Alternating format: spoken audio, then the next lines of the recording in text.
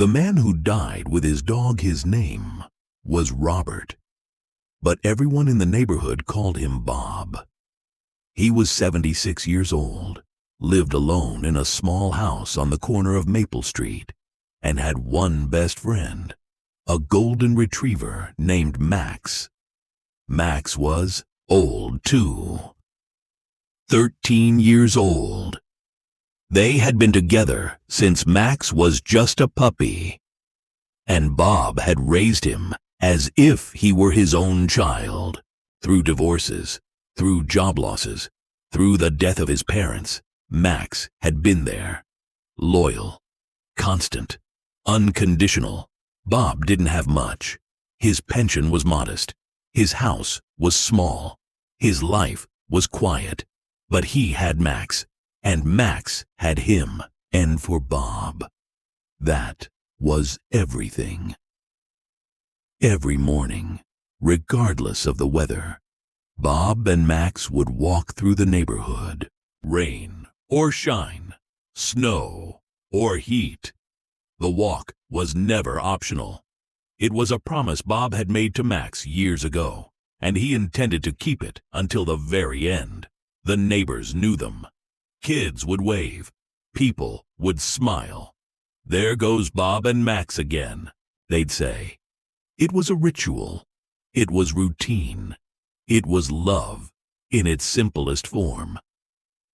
Bob spent his days caring for Max. He made sure his food was healthy. He brushed his coat every week. He took him to the vet regularly, even though the visits were expensive and cut into his already tight budget. But Max's health was worth it. Max's comfort was worth it. On winter nights, when it was cold, Bob would let Max sleep on the bed. "Just until you warm up," he'd say. But Max never left, and Bob never asked him to. They'd fall asleep together, two old souls keeping each other warm. Bob didn't have many friends his age. Most had moved away or passed away. His children lived far away and rarely called. But that was okay, because he had Max. And in Max's eyes, Bob saw all the love he needed. Then one day, everything changed. Bob woke up feeling strange. His chest hurt. He was sweating. He knew what it was. He'd heard the stories. He knew the signs. Heart attack. He tried to get up, to call for help, but his body wouldn't cooperate. He fell to the floor. Max immediately came to him, licking his face, whimpering. Max knew something was wrong. Max always knew. Bob reached out and petted Max one last time. "It's okay, boy," he whispered. "It's going to be okay." But Bob knew it wasn't going to be okay. As his vision started to fade, his only thought wasn't about his own death. It was about Max. What would happen to Max? Who would feed him? Who would take him on his morning walks? Who would keep him warm on cold winter nights? Max lay down next to Bob. He didn't leave. He didn't bark for help. He just stayed there, his head on Bob's chest, breathing with him. If Bob was scared, Max didn't let him face it alone. Bob died that day with Max's head on his chest. The neighbors didn't find them until 3 days later. They had wondered why they hadn't seen Bob and Max on their morning walk. One neighbor decided to check on Bob, worried something might be wrong. When the ambulance arrived, Max was still there, still lying next to Bob's body. The paramedics had to gently remove Max to tend to Bob, but Max kept trying to go back, whimpering, refusing to leave his best friend. The neighborhood was devastated. They had all loved Bob. They had all watched him love Max for 13 years. They had all witnessed the most beautiful relationship between a man and a dog But the question everyone asked was, what will happen to Max? Max had no family. Bob's children lived out of state. No one had made arrangements. No one had a plan. That's when something beautiful happened. The neighbors gathered. They didn't need a meeting. They didn't need to discuss it. They simply understood that Bob had given them 13 years of kindness, of routine, of showing them what unconditional love looked like. It was time to return the favor. One neighbor offered to take Max in. Another offered to pay for his food. Another offered to take him to the vet. Another offered to ensure he still got his daily walks. The neighborhood decided that Max would not be alone, that Max would know love, that Max would live out his remaining years knowing he was valued. Max lived for another 2 years with those neighbors who had known Bob. He never stopped missing his best friend, but he learned that love doesn't end when one of you dies. He learned that a community can come together and say, "This life matters. This dog matters, and we won't let him suffer." Max was there when they held a memorial for Bob. The whole neighborhood came.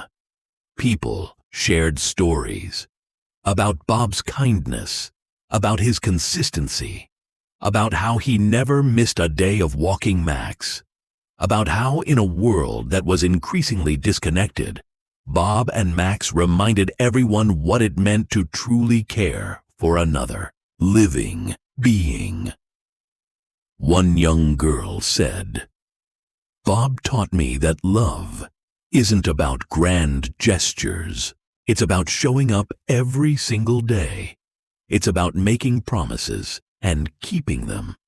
It's about putting someone else's well-being above your own comfort." An elderly woman said, "Bob and Max showed me that you don't need to be rich to have a rich life. You just need to love someone deeply and let them know they're loved." A middle-aged man said, "I watched Bob care for Max for 13 years. He never complained. He never took a day off. He never made Max feel like he was a burden. That's what true love looks like." And Max, sitting there in the crowd, seemed to understand. His tail wasn't wagging like it used to, but there was peace in his eyes. The peace of knowing that his human had lived a life worth living, that they had made the most of their time together, that they had loved each other completely. When Max finally passed away, 2 years later, the neighborhood mourned again, but this time it was different. Because they weren't just mourning a dog. They were honoring a legacy. They were honoring the legacy of a man who showed them that the most important thing in life isn't success or wealth or status. It's love. It's the person or the pet you come home to. It's the daily promises you keep. It's the unconditional commitment to someone else's happiness. Bob didn't leave behind a fortune. He didn't leave behind a business empire. He didn't become famous or achieve great things in the eyes of the world, but he left behind something far more valuable. He left behind proof that a simple life, lived with deep love and commitment, is a life well lived. He left behind a neighborhood that learned how to care for each other by watching him care for Max.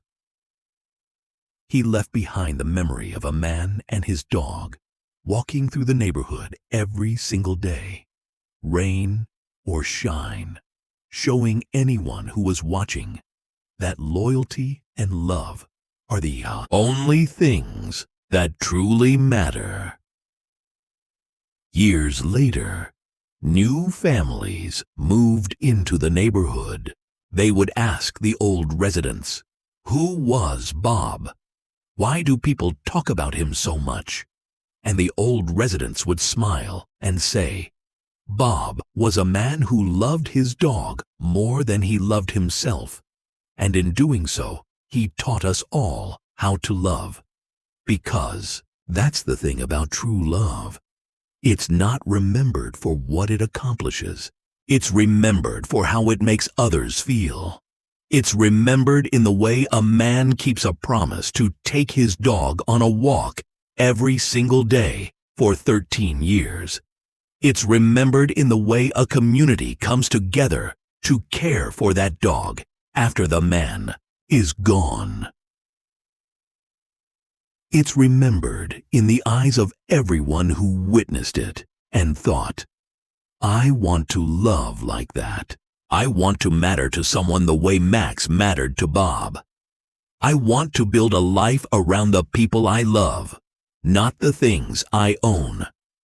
Bob died with Max's head on his chest, but in a way, he never really died at all, because love like that doesn't die. It transforms, it spreads, it inspires, and it teaches everyone who sees it that the most powerful thing a human being can do is love something or someone completely, without reservation, without condition, every single day, rain or shine, until the very end.